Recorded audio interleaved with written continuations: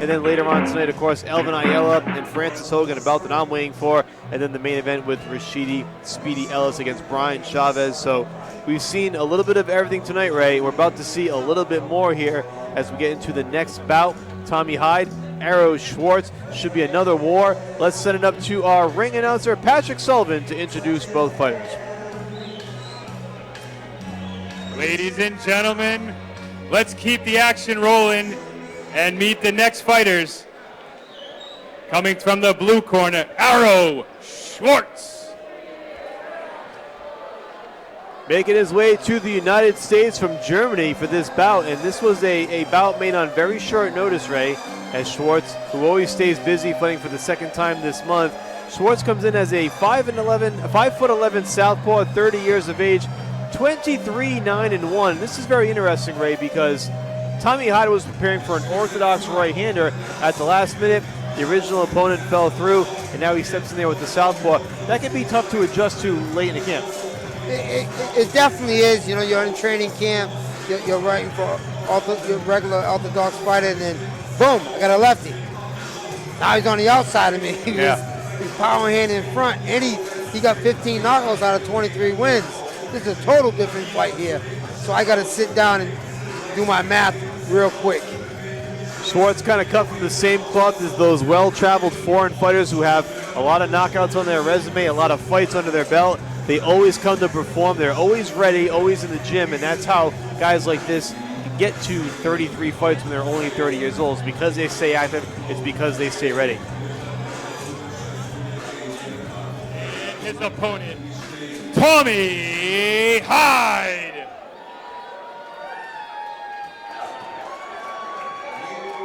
And now making his way to the ring is the Irish prospect, the 25-year-old 6'4" giant, Tommy Hyde.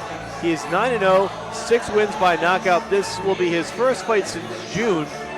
This will be his second fight with CES. He actually fought at Mohegan Sun, had a 4th-round knockout win over Noah Kidd not that long ago. He's managed by his father, Gary Hyde, 3-time Irish national champion, has all the tools. He's got the look. He's got everything working for him. And tonight gets a little bit of a challenge against a well-traveled veteran fighter with a big punching power. So this is going to be a pretty good test for Tommy Hyde. It's supposed to be, and hopefully, you know, but with the way Hyde is, you know, he's extraordinary. He's very patient, smart, hard hitter, and he got a beautiful jab on him. All right, let's set it up to Pat Sullivan to introduce both fighters. This bout is 8 rounds in the super middleweight division.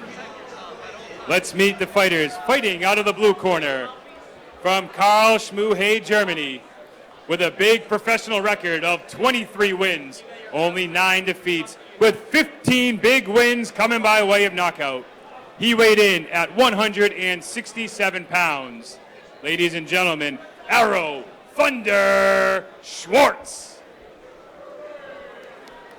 And his opponent, fighting out of the red corner, coming all the way from Cork, Ireland, with a perfect professional record of 9 wins, no losses, with 6 big wins coming by way of knockout.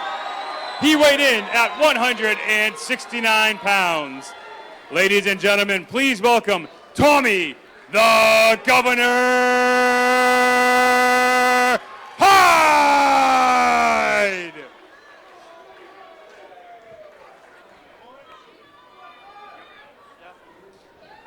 Gentlemen, moving over the rules. Protect yourself at all time. Obey my commands at all time. I'm going to set up the belt line.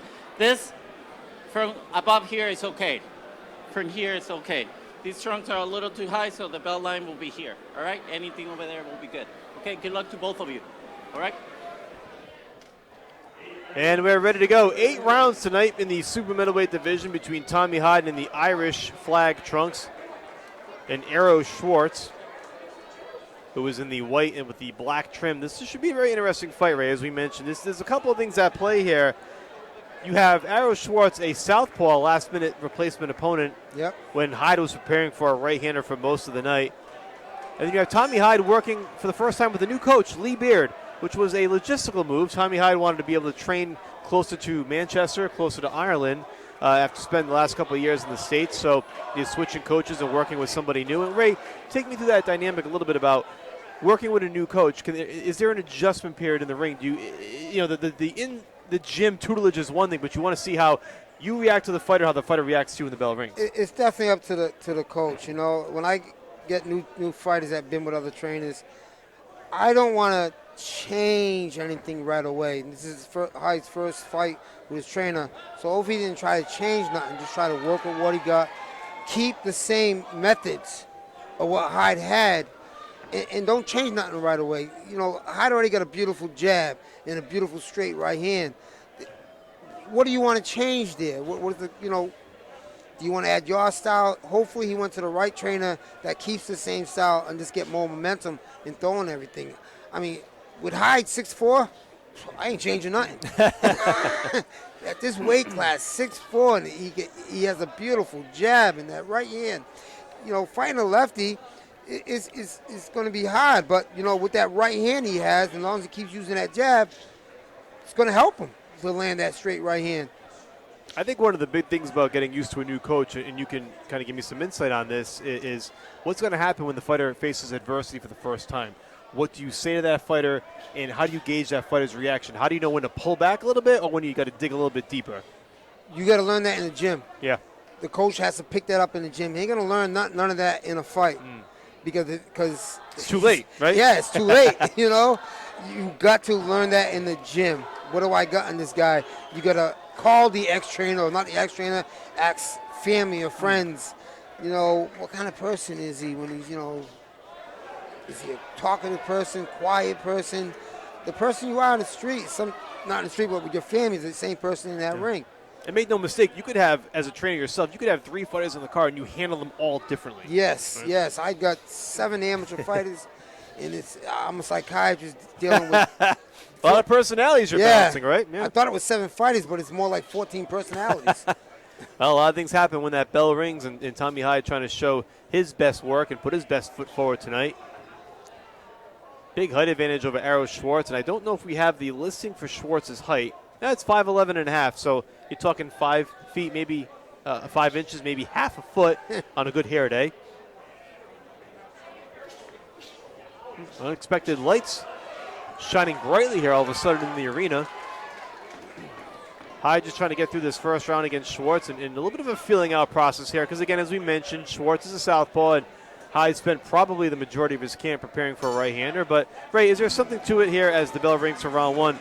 As a trainer, would you encourage a fighter to mix in a little southpaw work if you can, or do you just focus on the opponent?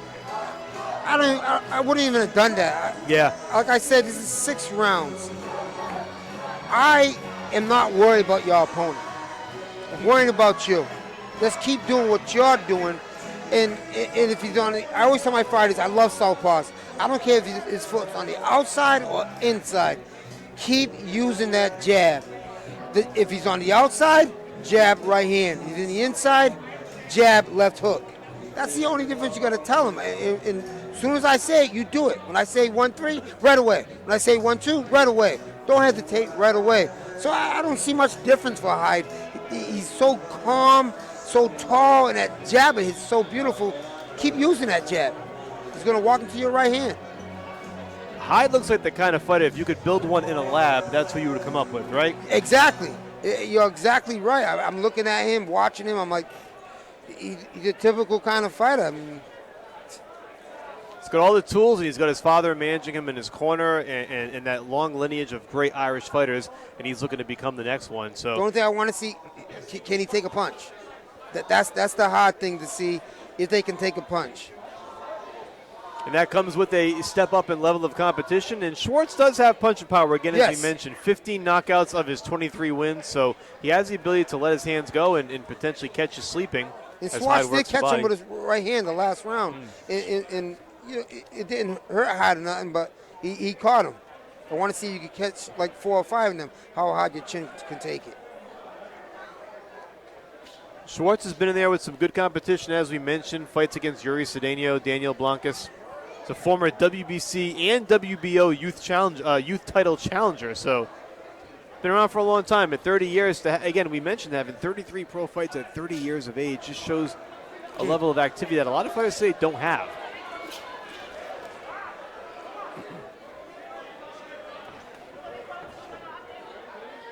Schwartz doesn't have a typical European style.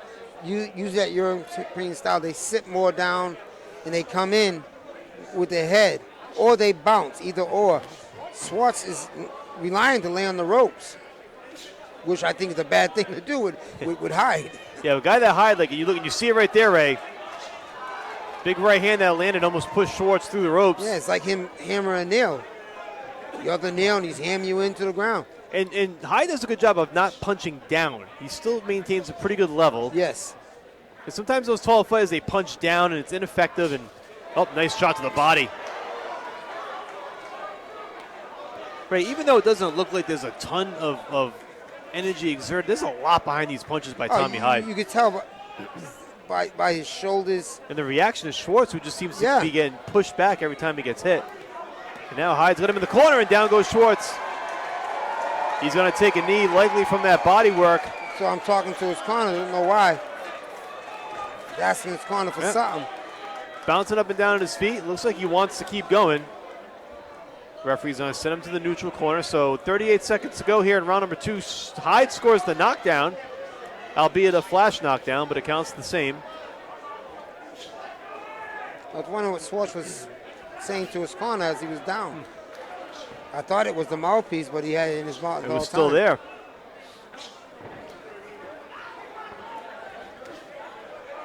Hyde very methodical. I want to say mechanical. Sometimes that word can sound negative, but I mean it in a positive. Right? It's very machine-like.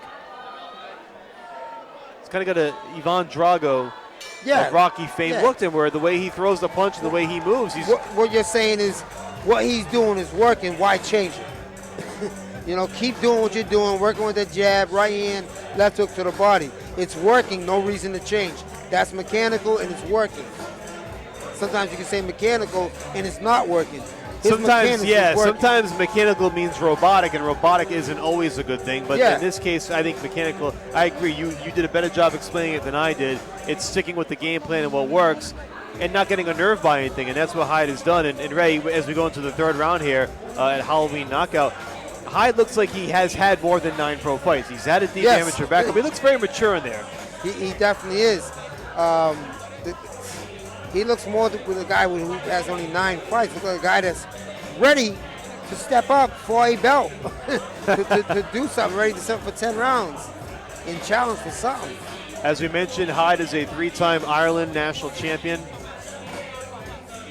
He's got good training in his corner. He's got family in his corner, which is always important. And he's making a good, steady climb here. And he's had this, to get along with. Yes. I was going to say, you have a little bit of a say in that, right, Ray? You've been down that road before, so. But Tommy Hyde seems to, so far, have a great working relationship with his father. Jimmy Birchfield, by the way, has always mentioned, I've heard him talk to so many players, it's like, there have been a lot of father-son relationships in this sport. Some work, some don't. And it's unfortunate when they don't work, but it can be a great thing when they do work. We've seen it really at all levels. Yes. Definitely. Round 3 underway. This one, again, scheduled for 8.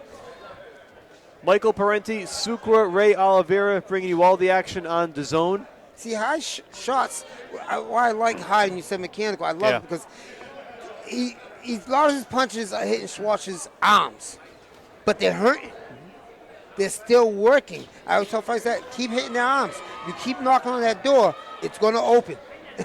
So he's throwing those punches, he's landing on his shoulders, his biceps, and then one is sneaking in. And that's the one that dropped him.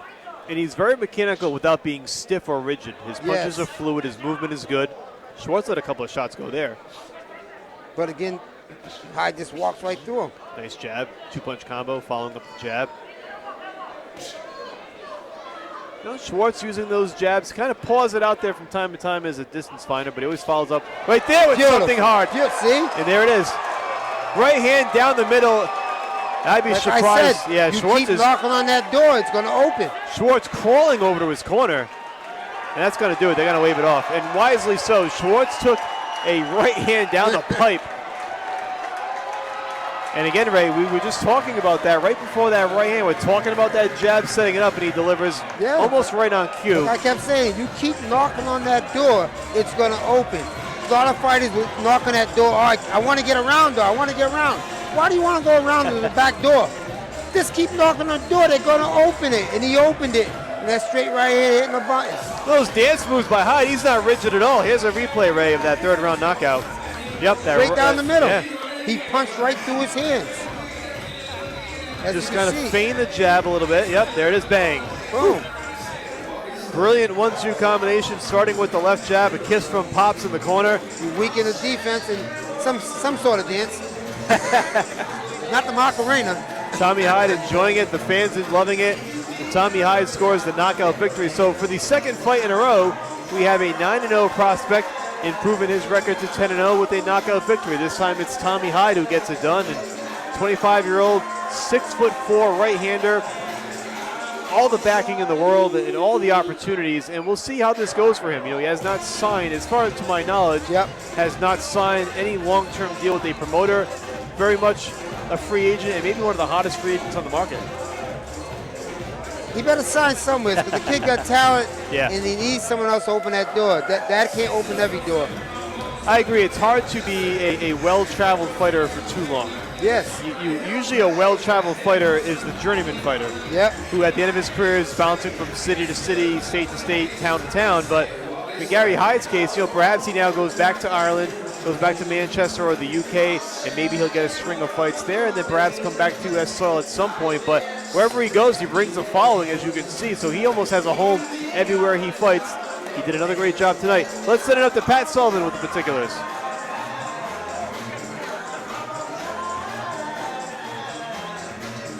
All right, ladies and gentlemen, referee Marcel Varela calls a stop to the fight at 1 minute and 20 seconds in the third round. For your winner by TKO, Tommy the Governor Hyde!